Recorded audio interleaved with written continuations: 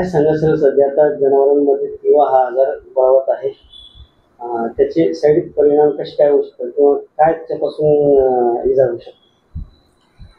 किंवा हा आजार जो आहे तो मुख्यत्वे रॅबिडो व्हायरस फॅमिलीमधल्या व्हायरसमुळे होणारा आजार आहे, जो की आपल्या पशुधनांमध्ये गाई, म्हशी, बैल, वासरं वगैरे ह्यांना होऊ शकतो. तर ह्याच्यामध्ये सर्वात महत्त्वाचं म्हणजे जी फिलिकॉइड्स नावाची जी मॉस्किटो आहे फॅमिली, त्यांच्या दंशामुळे या व्हायरसचा फैलाव होत असतो.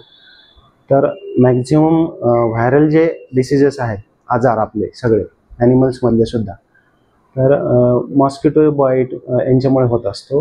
ह्याच्यामध्ये सगळ्यात महत्त्वाचं म्हणजे आता पावसाळ्याच्या दिवसात चिकचिक आहे आता सध्या, तर पशुपालकांना माझं एवढंच आव्हान राहील की आपल्या पशुधनास त्यांनी ह्या मच्छरांपासून किंवा माशा वगैरे, गोमाशा वगैरे आहेत, गोचिड आहेत, जो की याचा प्रादुर्भाव मुख्यत्वे करून गोठ्यामध्ये दिसून येतो.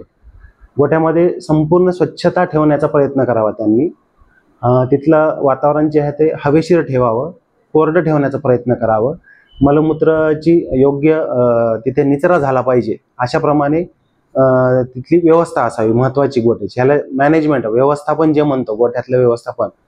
तर आणि दुसरी गोष्ट म्हणजे ह्या डासांची म्हणा किंवा माशांची, गोमाशांची, गोचिडांची मुख्य करून जी पैदास होत असते ती याच ठिकाणी पाण्याचा निचरा जर झालेला नसेल गोठ्यातून, तर तिथे साठलेलं जे मलमूत्र आहे म्हणा, उकिरडा आहे, अशा ठिकाणी यांची पैदास होत असते. त्यामुळं हे जे पैदाशीचे जे ठिकाण आहे, शक्यतो गोठ्यापासून उकिरडा किंवा असा जे निचरा जो आहे तो पूर्ण गोठ्यापासून जवळपास कमीत कमी 200 ते 300 मीटर अंतरावर ठेवायला पाहिजे, जेणेकरून अशा ठिकाणी ह्या रोगांचा आणि रोगास कारणीभूत ठरणाऱ्या हे जे कीटक वर्ग आहेत ह्यांची पैदास होऊ नये आणि त्याच्यामुळे असे जे रोग आहेत ह्यांचा फैलाव होऊ नये. दुसरी गोष्ट म्हणजे आपल्या जनावरांना, पशुधनाला या किड्यांमुळे त्रास होऊ नये म्हणून शक्यतो कडुलिंबाच्या पानाचा धूर जर आपण जर शक्य असेल रोज रात्रीच्या वेळी जरी केला आपण, तरी ह्याच्या भरपूर मोठ्या प्रमाणात त्याची मदत होऊन येते.